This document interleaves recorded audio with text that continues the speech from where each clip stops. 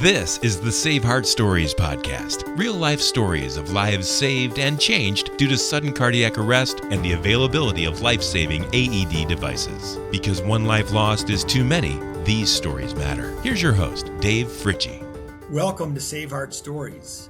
I'm Dave Fritzsche, your host, and we have a very special guest today that I'll introduce in a second.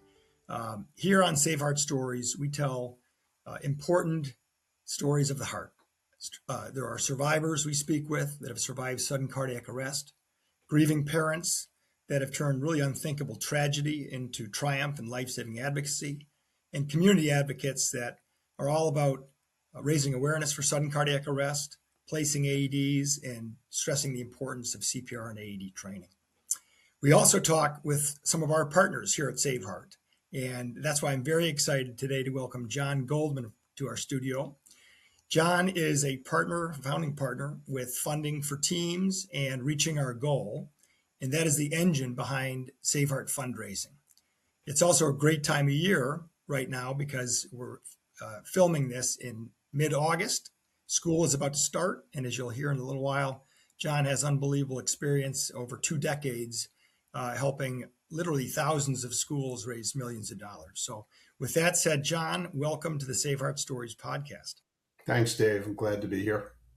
Well, we're lucky to have you, and I've really enjoyed getting to know you this past year.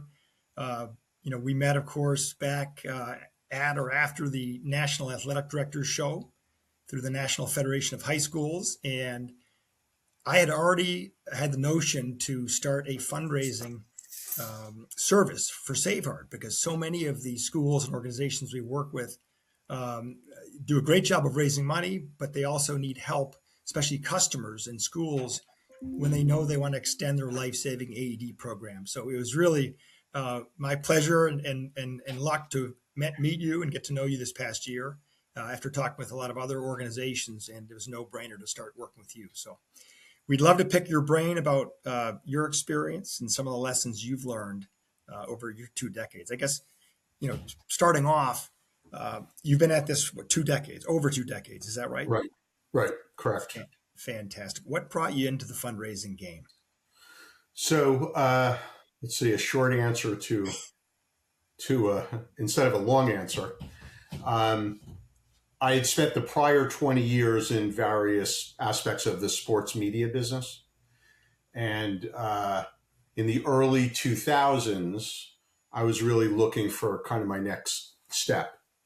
And I was spending time with my brothers-in-law who were in business themselves running baseball camps.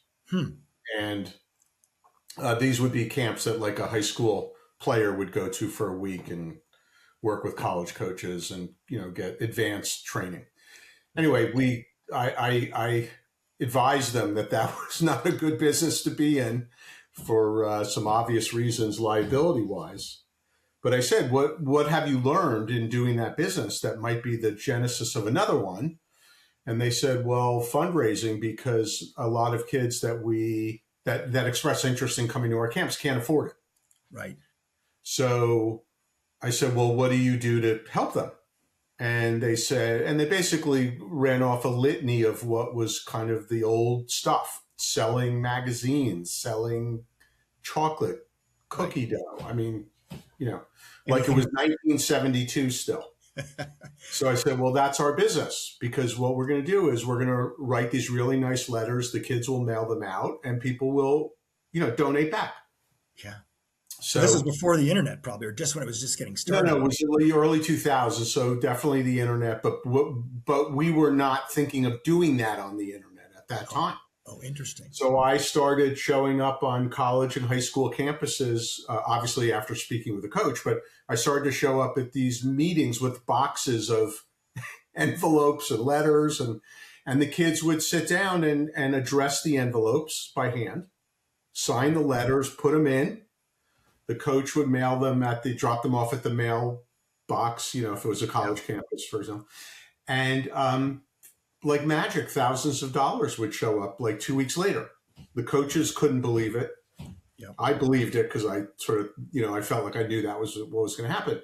And that became the basis of the business. And since then, We've worked with almost 20,000 high school and college teams all over the country, Wow.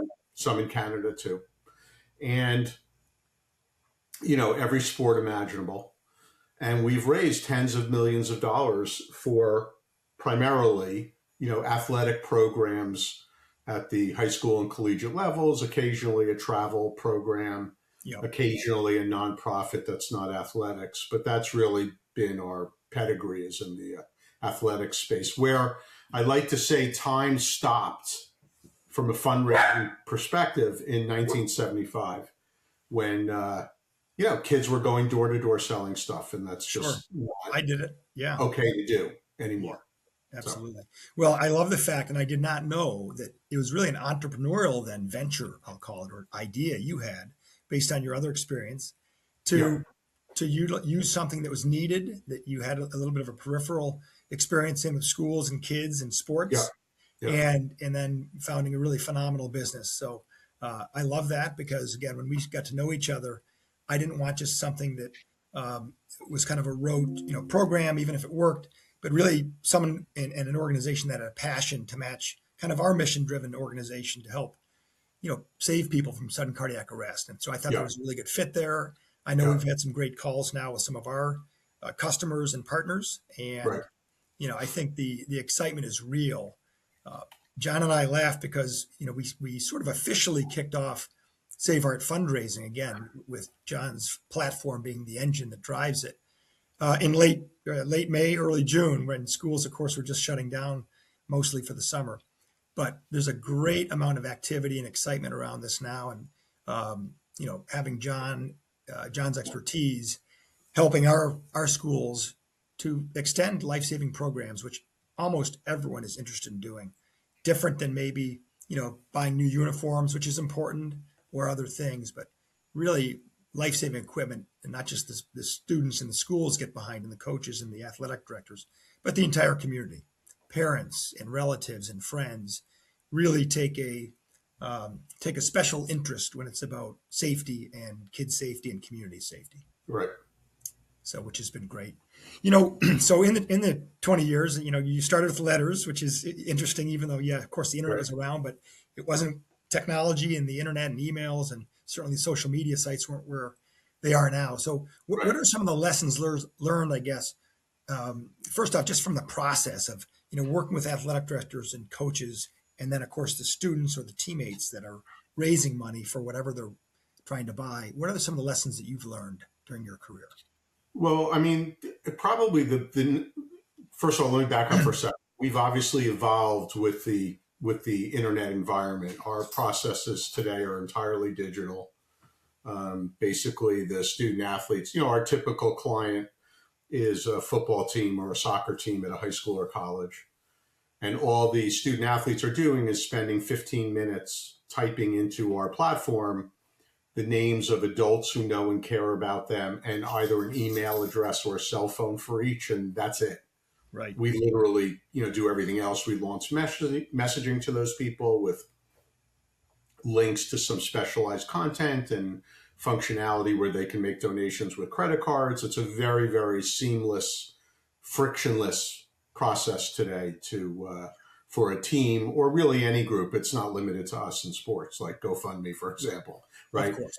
There's billions of dollars being donated today every year through these sorts of channels. We're just one of many players, and with a focus in the sports area. But what we've learned, if I had to boil everything down to one, really big lesson, is that when it comes to fundraising for causes that are, let's call them niche or narrow, right? Like a soccer team that wants to raise money for new goals, right? Or an athletic director that wants to raise money for an AED station, an outdoor AED station, for example, right? That's not really something that's going to appeal to the masses, right? We've all got things that are, we've got more to worry about than that, right? Generally speaking. So the lesson for people who are raising money in our, with our focus on these narrower causes, is that the audience to go to is the adults who know and care about these kids. Right. That's the extent of the universe that can be productively mined, and that it's not just possible, but it's easy to raise thousands and sometimes tens of thousands of dollars from that group, that cohort, if we want to use a fancy word. Yep.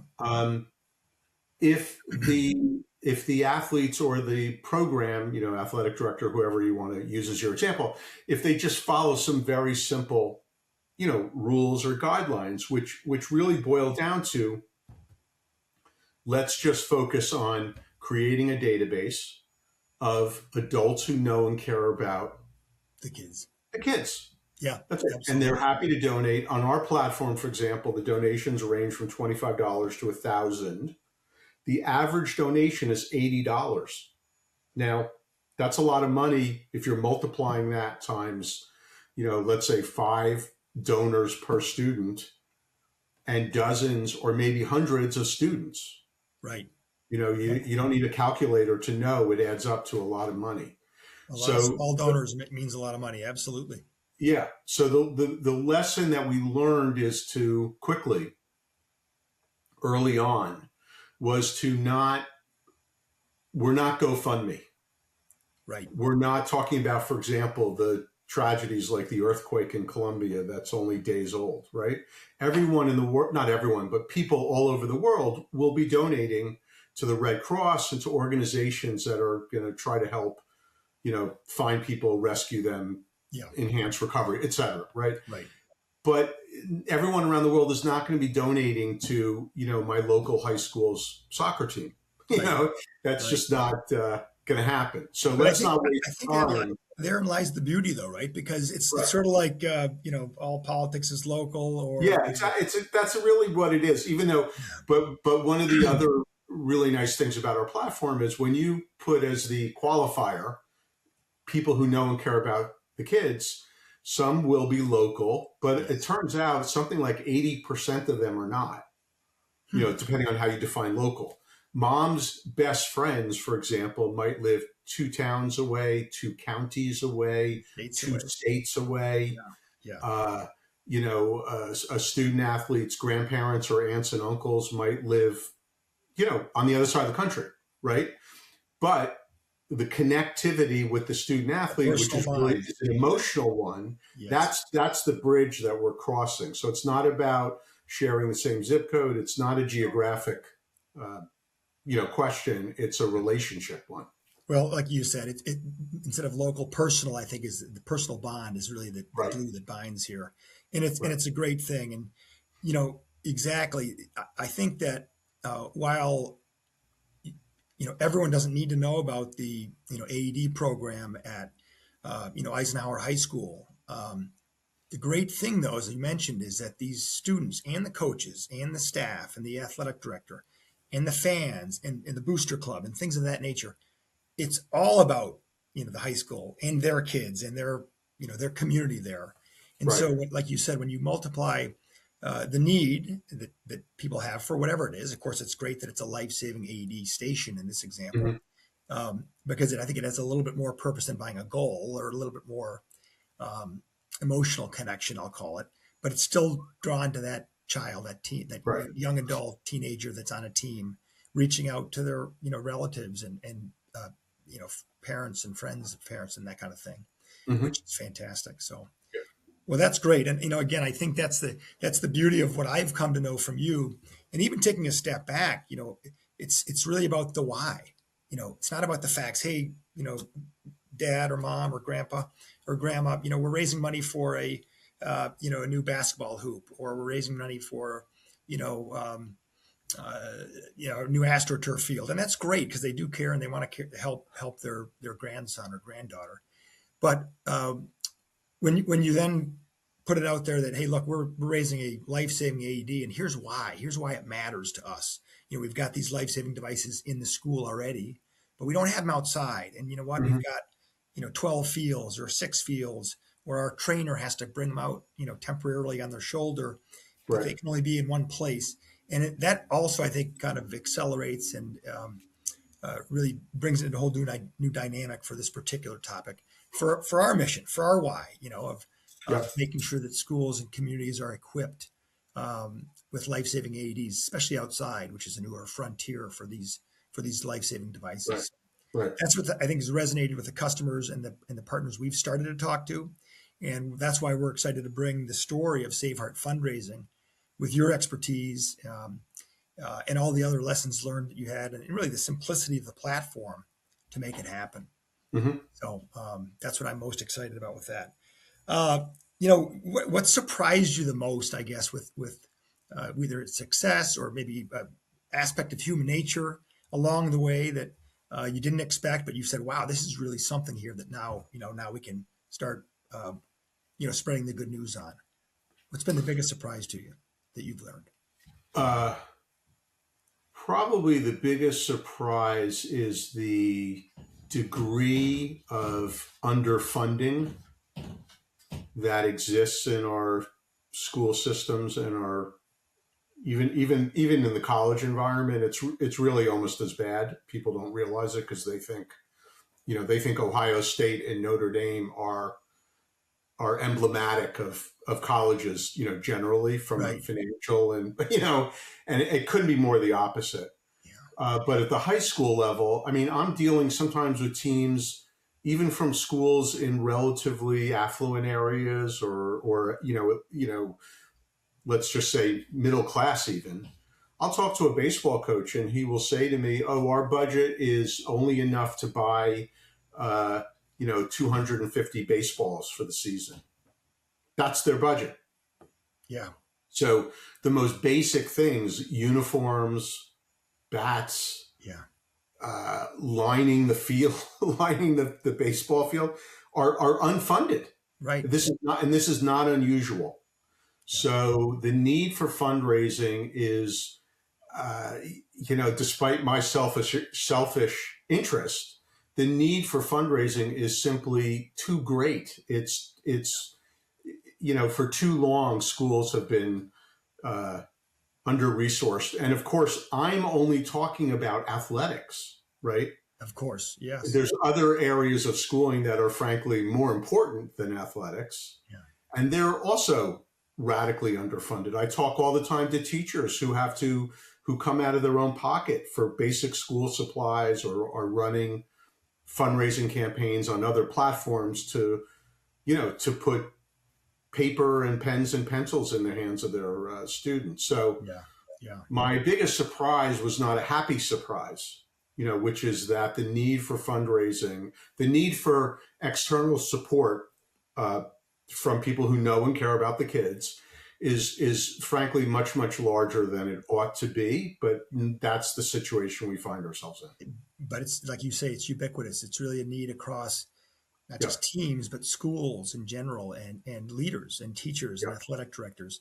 And it's an interesting point you make when you say, look, it's not just about, this one team. And that's great because they need, their uniforms and their cleats and their even slush funds and things to just, travel, bus travel, things of that nature, hiring referees, whatever it may be.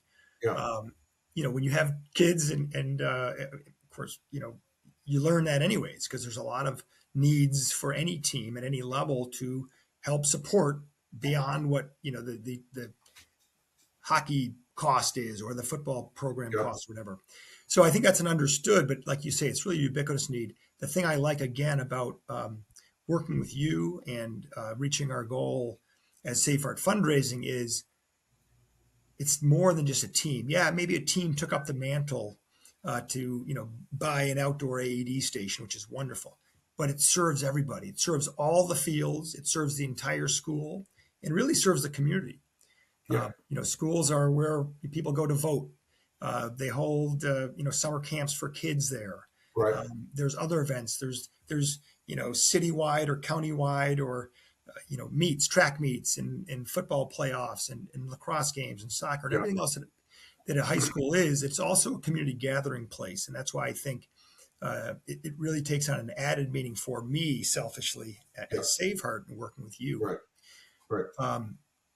To talk to the athletic director and say, hey, we've done it. Here's how easy it is. Here's the tried and proven program that we've learned over 20 years.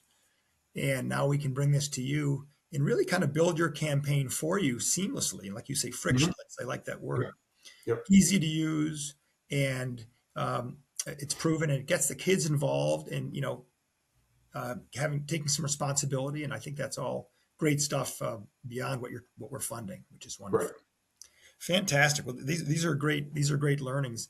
Talk a little bit about when you met SaveHeart, when you met me, and we were talking about this. Tons of similarities, I'm sure, with what you've done over 20 years. But was anything speaking to you directly about why this is extra important in your mind from the provider and the expert? For Sure. fundraising? I mean, anyone who's been in the same business for 20 years has some calluses, right? Yeah. Has some walls, some bruises. some bruises, right? Some wounds. No, but seriously, what happens is you become, very accustomed to the subject matter and to, the certain types of issues come up over and over again, right? I don't want to use the word boring because that's just not appropriate, but, you become accustomed to everything. So for me, in my business, what is exciting is when we come across situations where our fundraising is going to accomplish something that's, above and beyond the pedestrian, we need new uniforms, or we're going on a team trip to North Carolina, right? Right. Those things are great and happy to raise money for them, but it's not, it's not exciting. Yeah. The opportunity to raise money for a product and a service and a system and a technology that's literally life-saving, that takes it all up to that's a different level, right? Yeah. That's where, I think everyone in their work wants to find some kind of meaning, some kind of like, this matters what I'm doing. Right. Not many people ever, get that feeling. I'm lucky in a way because every once in a while I do get that feeling, just because it's the nature of the business that sometimes you're raising money for something that really does matter. Yes. And I think this is just an absolutely perfect example where what we do can make a huge difference. It can save lives. We're really at the kind of where the rubber meets the road, right? Position in the problem, because money's the thing that is often holding back the purchase of this technology and the installation of it. So, right. We're kind of the one big piece of the puzzle that we're uniquely suited to solve. Right. And of course it's a statistical certainty. Yep. That lives will be saved, right? Yep. Given enough time. Yep. Those AEDs will be used and lives will be saved. So it's a fantastic scenario for us to be involved in. Well, the feeling is mutual. And again, I know we were mission aligned when we first met and spoke, and we had a need, a functional need, I'll call it. You had the experience in the platform. I just want to touch again on, especially for, really your core audience, which I think has been historically first into the school at coaches or athletic directors or both. Right. And they know, of course, as you mentioned, geez, we've got a budget shortfall, or, we have it across numerous teams. We've got it across our facilities, whatever it may be. Our team might have a budget shortfall for various things. So I think one of my learnings, or, more recent through you education, I guess I'll call it, is how easy this can be to get started. Because I think people, right, we all get besieged with, hey, we've got something that can help you, right? And we've got experience that we can bring to bear, and technology. But I think when we actually talk with customers and partners like we've started to do, their eyes open up and say, wow, I don't really have to do much.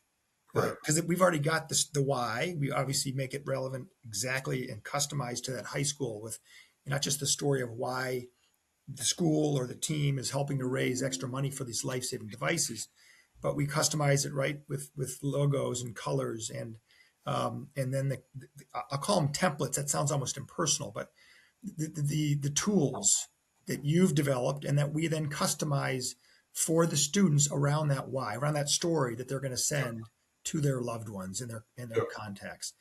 Just talk a little bit about, so it's not me saying it, about how easy it is to get started with the story and then using our kind of expertise where we're building the campaign for. Yeah.